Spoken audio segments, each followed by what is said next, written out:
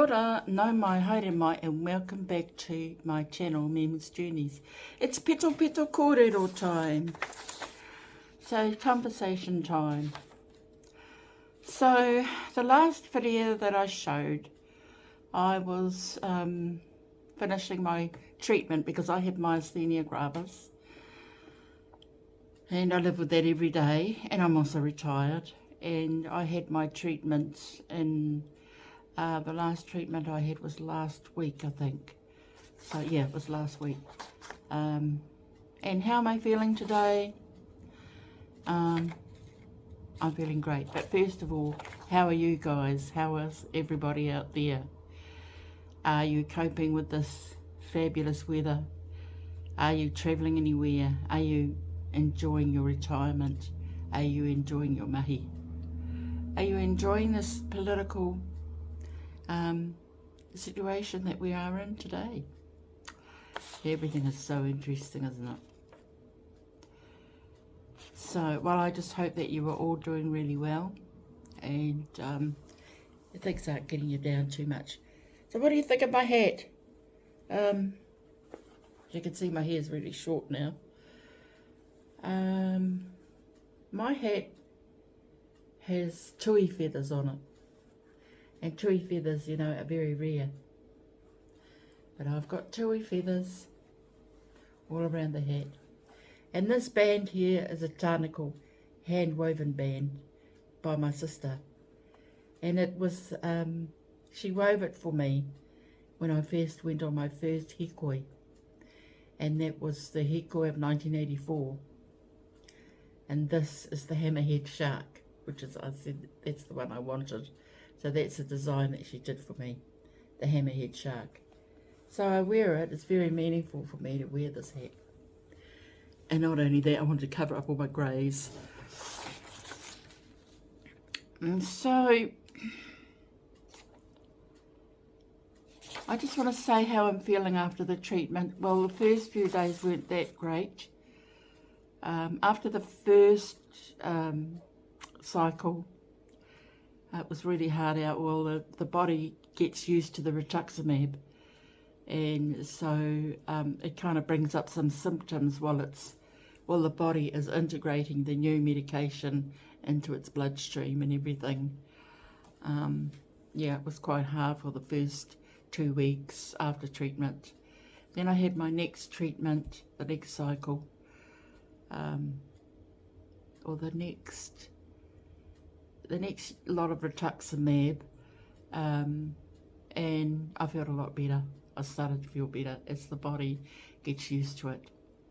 And remember, I haven't had the treatment for 18 months, so my body was really hanging out for something to get itself right. I thought I would stay in remission, but no way. No, that wasn't going to happen. So anyway, now I am feeling a little bit better. I'm feeling more energetic. I can walk. I'm walking more. I still get a bit short of breath, but I'm hoping that as time goes on, the rituximab will be doing its job and helping my immune system to do its job and not turn in on me. Sure.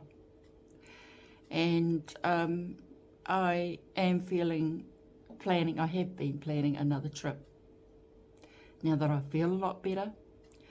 If I didn't feel so good after the treatment, I would have cancelled everything. But as I'm feeling all right, I think strike while the iron is hot. And I mean, if you're retired and you're managing everything, I think you've got to strike while the iron is hot, and YOLO and all that. So my next journey is, yes, I'm going to do a van journey. I'm going up to Auckland. I'm going to see all my sister's children and her mokopunas. But also I've got something in the plans for myself. And that is, I'm going to go on a big overseas trip. What I mean, it's not going to be that long, but it is a big deal to go on this overseas trip.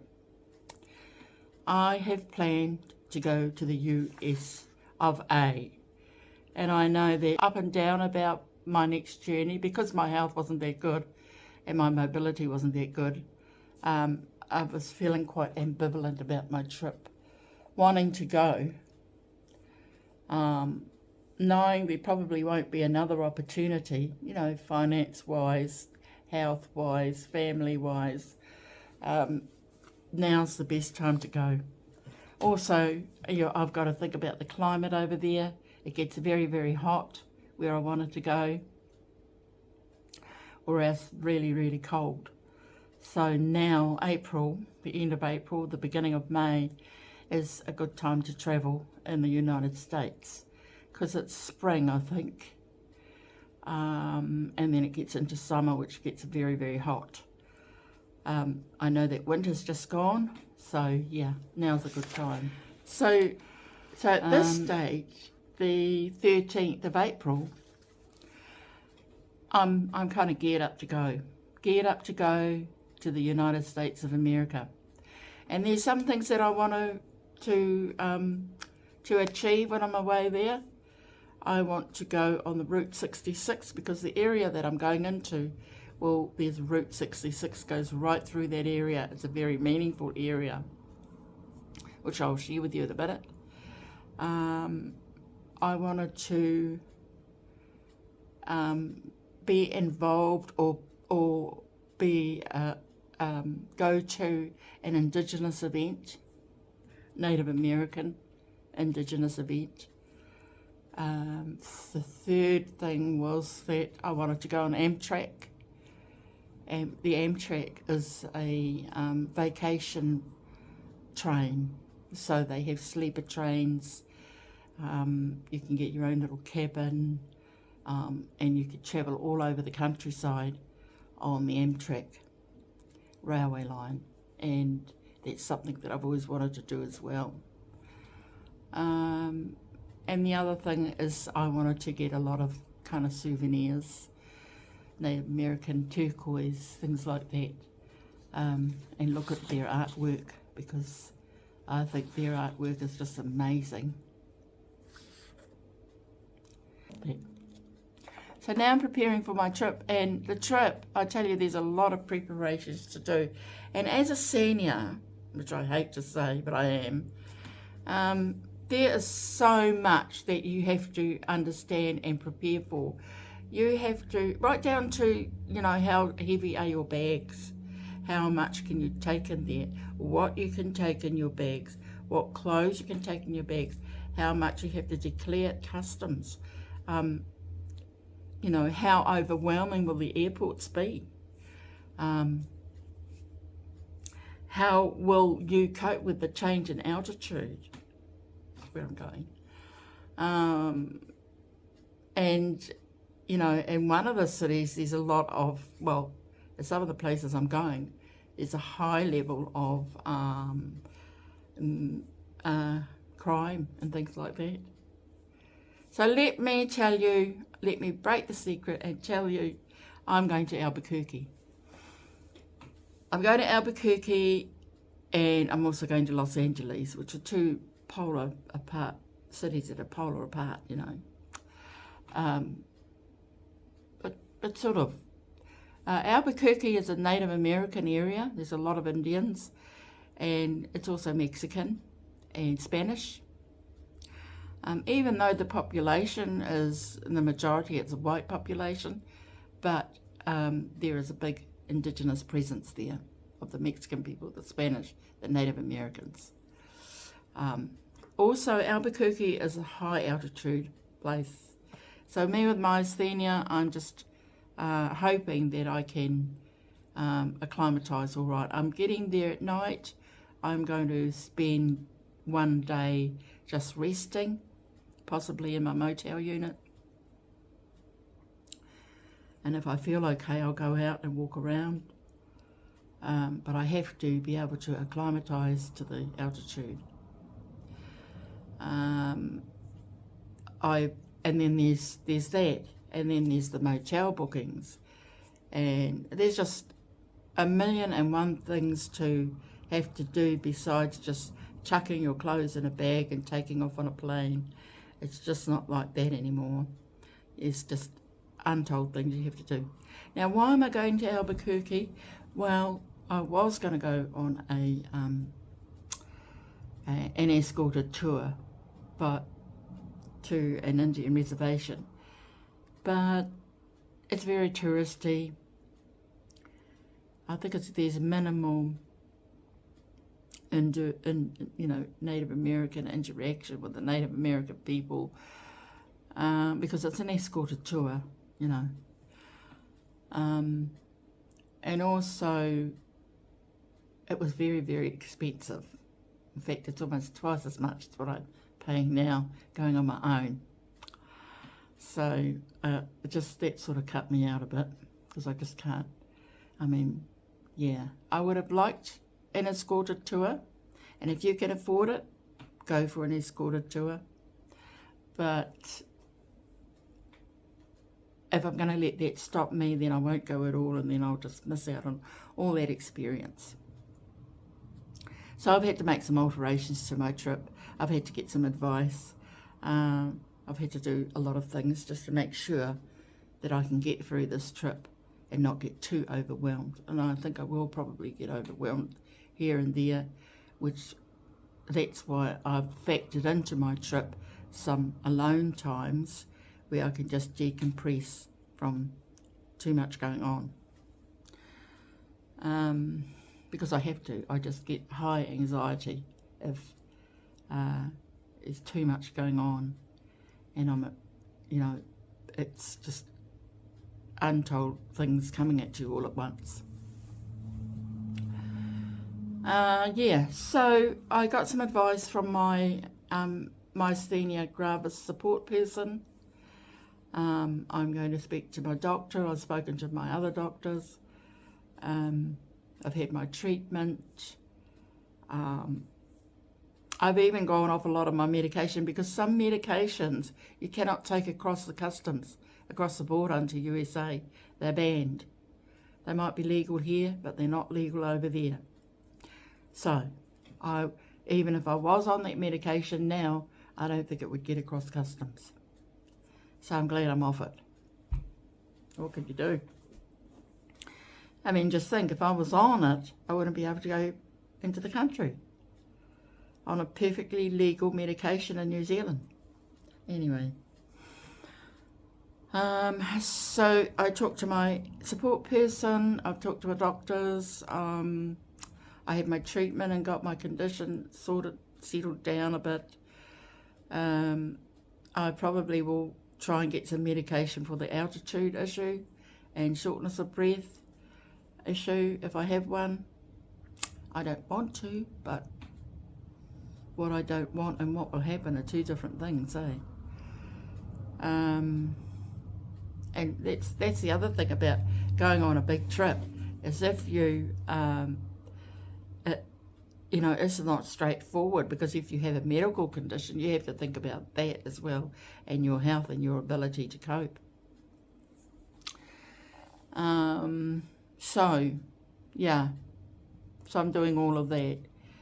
And so I'm going to Albuquerque. I'm going to what they call the Gathering of Nations, Native American PowWow. And it's it is the biggest powwow in the country, and probably in the world. And it will involve 500 of the Native American tribes, including those from Canada and Alaska. So it's going to be amazing just watching all of that. I've already got my tickets, I've got my accommodation, everything. So look at the tickets, for example. Whenever you buy tickets over there for a lot of things, buy early because they're cheaper. If you buy later, the later you are buying tickets over there, the dearer they get.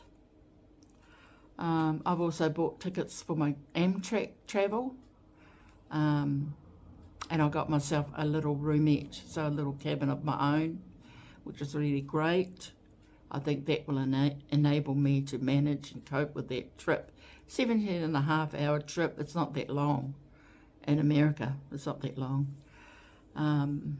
It's an overnighter, which is really good. And I think that's all I'll be able to stand. 17 hours is a long time on a train. But it's the experience, and it's a way of getting back from Albuquerque to Los Angeles overland, and be able to see all the scenery and go through the different townships. Also, you get to meet other people on the train, which is nice. And there's a dining room. All the meals are free when you have a little cabin of your own. They call them roomettes. There's either a roomette or a kind of a bedroom one, which is bigger for, you know.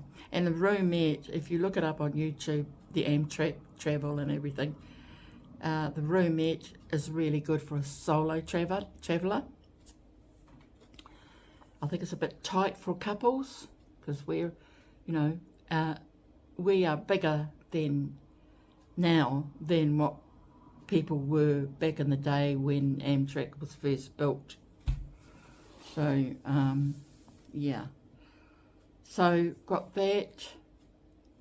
So, we're in Albuquerque. I know that Albuquerque has got a reputation for lots of things, but I think a lot of places have. And so to counteract that, I've had to think about transport options. I've had to think about the proximity of my accommodation to the venue. And then the price of that. And it just so happens that the accommodation I've got, which is Zaz Hotel, is not that far from the venue, not that far from the airport, not that far from the Amtrak station. So, I mean, Albuquerque is a city of about 560,000. Maybe it's about the same size as Christchurch. It's bigger than Wellington anyway. Yeah, so that's good. Then after Albuquerque, so I'll be getting a lot of footage, well, back to Albuquerque. While I'm there, I'll be hoping to get a lot of footage, and that's another thing. What kind of cameras are you taking through customs? Some cameras you have to pay for to take through customs. You know, yeah. So I'll be taking those there and looking around, and it'll be just fantastic. So the things that I've done to kind of counteract the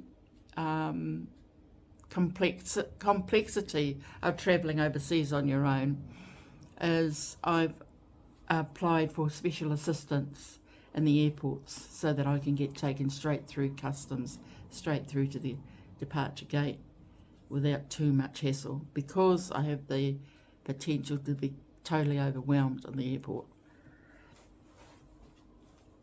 And also transfers from the airport to the hotel to the airport.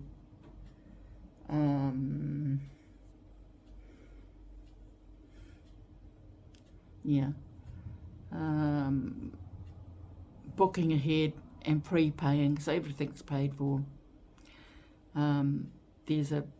Most of the things that I'm doing are paid for. I bought my Amtrak tickets, and if you buy them early, they're cheaper. Wait too long and they will cost you an arm and a leg. Yeah, I've got all my tickets, my accommodation. I've even got money aside for tips and transport. I mean, these are all the things you've got to think about. You've got to think about tipping. So we don't tip in New Zealand, but over there they do tip. And I know they'll be wanting their tips because things are getting a bit tougher. Yeah. And so I go overland, which I'm quite happy about that part of the trip, overland to Los Angeles, and then I'm staying in the downtown Los Angeles in a quirky little hotel. I mean, Zaz, where I'm staying in Albuquerque, is also a quirky little hotel. And then I'm staying in another quirky hotel, Artie Hotel, in Los Angeles, downtown Los Angeles. So that should be pretty good. And when I'm there, I will walk around the safe areas. I might catch a taxi around to look at the different scenic, touristy things. I'll just see how much that would cost.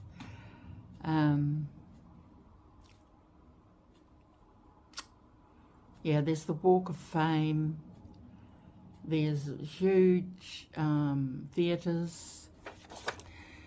Yeah, so it's almost like a dream, you know. It's almost like an illusion that I'm having about going overseas, going to the United States at this time. And I'm only going to be away for 9 to 10 days, which is long enough. But I have to say that my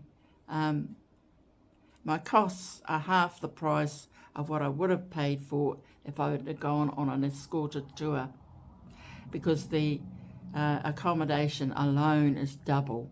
If you're a solo traveller and you're on an escorted tour, they tend to penalise you by making you pay twice for that accommodation. And it's not in the hundreds, it's in the thousands. So, yeah. The trip is about 12.5 hours. And we get in at San Francisco, and that's where I go through the customs. There's also the matter of what are you taking through customs. You know, you've got to declare everything to be on the safe side. Yeah, so the main things are, when travelling, is to stick to the regulations of the airports and the airways. You know, the weight of your baggage, the size of the baggage, it does matter. If it's a little bit over, they will charge you. Getting a special assistance is helpful.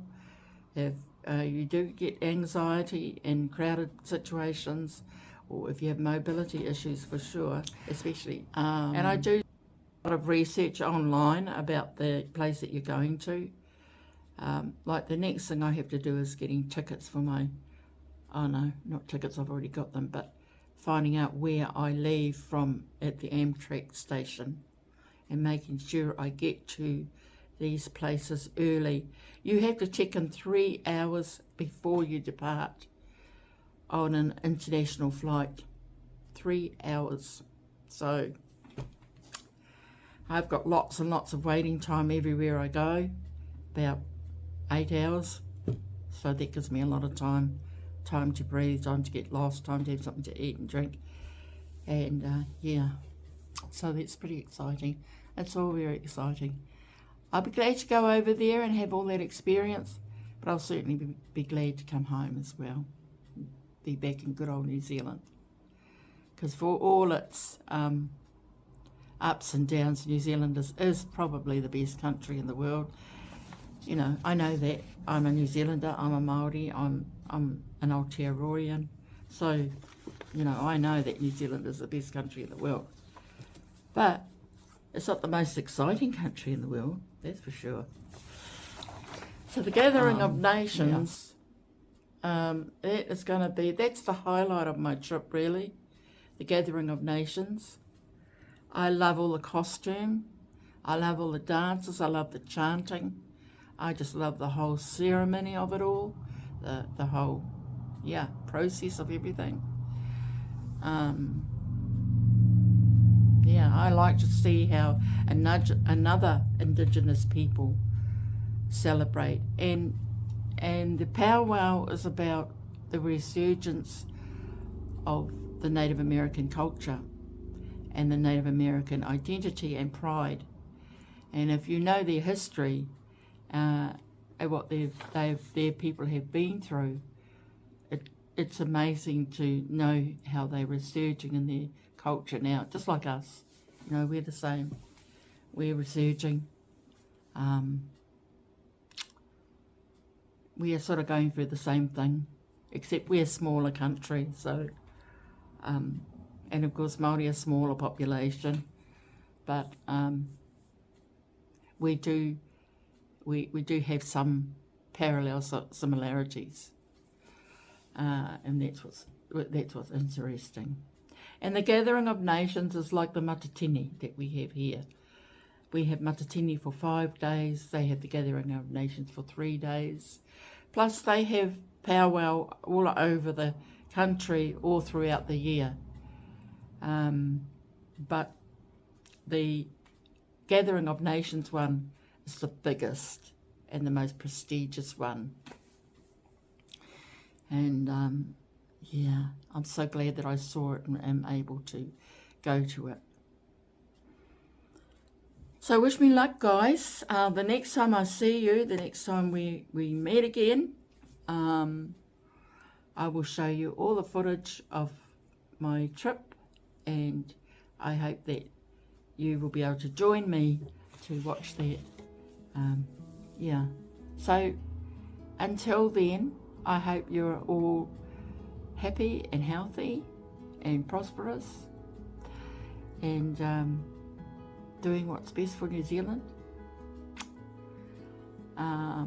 enjoying your trips wherever you go, making the most of your retirement if you're retired, and enjoying your mahi if you're working still. Yeah, so until then, until the next time we meet up, when I will show you all the footage of my exciting journeys, take care, kia kaha, and don't forget, always only leave your footprints when you're out in nature. That's me for now. Ka kite.